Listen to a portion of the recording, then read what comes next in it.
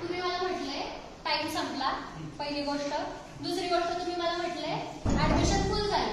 कुणाच्या बापाला ऍडमिशन दिलं? जर माझी प्रोसेस. जयंत पाटील कोण आहे सीएटी सेलचे? जयंत पाटील माहिती का? काय काल काय बघितलं नाही का? काल थोडे फुटले होते का? दाखवू नको. काल बघितलंय ना? काल बघितलं आहे की नाही? इथं रिपोर्टर्स आहेत. रिपोर्टर समोर 3च प्रश्न करील. नीट ऐका. रिपोर्टर समोर 3च प्रश्न करील.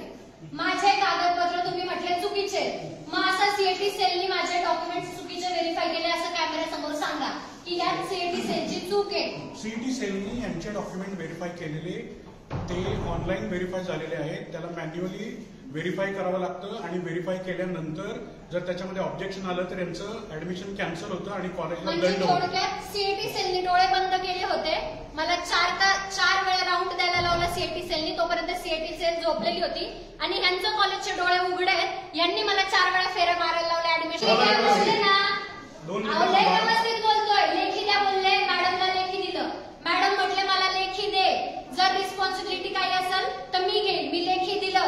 यांनी मला 4 तास नाही मला 8 तास तिथं थांबवलं. त्यांच्याकडे करा.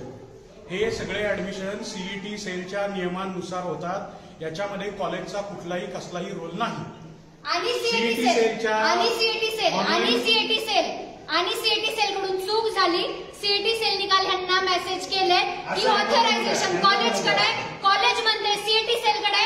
सीईटी सेल म्हणते ऑथरायझेशन कॉलेजकडे. यांच्या दोन्हींमुळे जो समाज इथं येतोय ज्यांना कॉलेज करायचंय तो अजून किरड्यावरती पडला फक्त यांच्या चुत्यापणामुळं.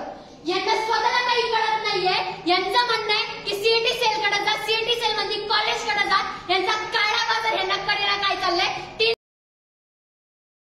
तुमचे मेरिट लिस्ट दाखवा की या वर्षी तुम्ही किती मेरिटची पोरं भरले. यांनी 3-3 लाख रुपये माझ्या लोकांकडून इथं मॅनेजमेंटनी भरायचे केले. ते माझं सीट काल यांनी मला 7 वाजता सांगितलं की ऍडमिशन फुल झाले. तुझ्या बापाला दिलं तुम्हाला ऍडमिशन. जर माझी प्रोसेस चालू होती मी बोलू शकते. करा पोलिसांना फोन. करा पोलिसांना फोन. आत्ता करा.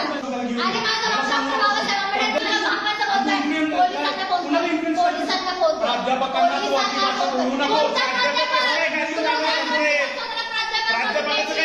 मला काल बोलतोय तुझं ऍडमिशन नाही होत. 7 वाजता मला बोलतोय. 7 वाजेपर्यंत कोणतं डोनेशन? डोनेशन मागतोय. तू माझ्याकडून डोनेशन मागतोय. करा पोलीस. शिवाजी पवार कोण आहे? पोलिसांना फोन करा. पोलिसांना फोन करायचा. इथं पोलीस येतील. यांना काल सरळ सीईटी सेलनी सांगितलं की ऑथरायझेशन कॉलेजकडे. माझ्या जर डॉक्युमेंट मध्ये काही चूक असेल यांनी आक्षेप घ्यावा. माझ्या डॉक्युमेंट्स मध्ये काय आक्षेप घ्यायचा कॉलेजने घ्यायचा आणि मला लेखी द्यायचं. लेखी देतोय आता मला ते लेखी. बाकीच्या विद्यार्थ्यांचं मला सांगू नका. माझा लेखी द्या. विद्यार्थी आली आहे आणि ती आम्हाला इथे धमकावते कॉलेज. संघटना नाही दिव्या शिंदे सांगा. संघटना नाही दिव्या शिंदे सांगा. मला लेखी द्या कॉलेजनी. काल मला इकडचं तिकडचं फिरवताय. हा माणूस बोलला 5 मिनिटात थांब. तुझा चर्चा चालू आहे. 7 वाजता हा मला म्हणतो ऍडमिशन फुल झाले. कुणाच्या बाबाला ऍडमिशन दिले? जर की माझी प्रोसेस चालू होती. आम्ही आमचा प्रॉब्लेम घेऊन येतोय. तुम्ही आमच्या डोक्यात गुंतायला लागले. ते विद्यार्थ्यांचा लाईफचा प्रॉब्लेम आहे ना. असं कसं? 1 वर्ष काय त्यांनी मला काल जे सांगितलं सीईटी सेल कडून मेल पाहिजे मी आणला. मॅडम नाही फोनवरती नाही बोलत. इथं यायला सांगा. मी कुणाला इथं बांधलेलं नाही कुणावरती बोलायला. त्यांनी मला सांगितलं लिहून दे. मी दिलं. सीईटी सेलचा मेल मी आणून दिला. मला म्हटले आम्ही विचार करतो. विचार करायला टाइम दिला. 7 वाजता मी जेव्हा 5 मला म्हटलं नाही होणार. इथं सगळे ऍडमिशन फुल झाले. मला म्हटले तुझ्या लय ओळखी आहे तर तू तुझ्या ओळखीनुसार कर. जे पेटे घेऊन येतात त्यांचेच ऍडमिशन करतात. लिहून द्या. कागदाचं नोटपॅड असेल ना. कॉलेजचं नोटपॅड आहे ना. ब्लँक कागदावर मायनस फुली करा. Notepad from the college. कोणता कोरा कागद नाही. फक्त तुम्ही शांत व्हा. लेटर एडवर द्या. मॅडम तुमची इज्जत करते म्हणून काल मी तुमच्यासाठी शांत होते. तुम्ही स्वतः बघितलंय. तुम्ही मला जे सांगितलं मी ते सगळं केलं. माझं वर्ष वाया जात आहे.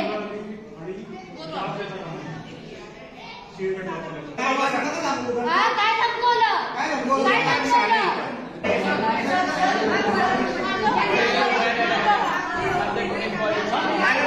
काय असतं माहिती ना दादा तुला? हाडामासाची चळवळीची आहे. ज्या दिवशी अंगावरती जाईल ना, रक्ताने भरलेला असतील, याला अंगावरती जाणं म्हणतात. माझ्यामध्ये पडू नको. मी कोणाला घाबरत नाही. सत्यासाठी चळवळ चालली. लोक आत्महत्या करतात. तुझं ऍडमिशन झालंय, तू मला बोलू नको.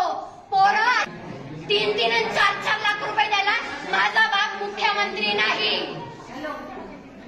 तू काल होता इथं, त्यांनी जे जे सांगितलं मी आणून दिलंय. त्याला सांग लेखी द्यायला. मी माझं वर्ष वाया घालवणार नाही. अंगावरती परत जर बोलला तुम्ही तुला दाखवील अंगावरती जाणं काय असतं. कोणते शब्द तुला तळतळ नाही करत? बीडला असलेल्या माणसाला फोन करतात. तुझा नंबर इथं लागलाय, 1 तासात येशील तर तुझं ऍडमिशन होईल, नाही तर दुसऱ्याला दिलं जाईल. आणि मूर्ख आहे.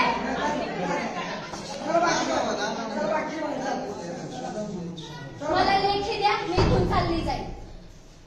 मला लेखी हवंय, ते पण कॉलेजच्या नोट पॅडवरती. काल तुम्ही जे जे बोललो सीएटी सेल कडून मेल मी आणून दिला.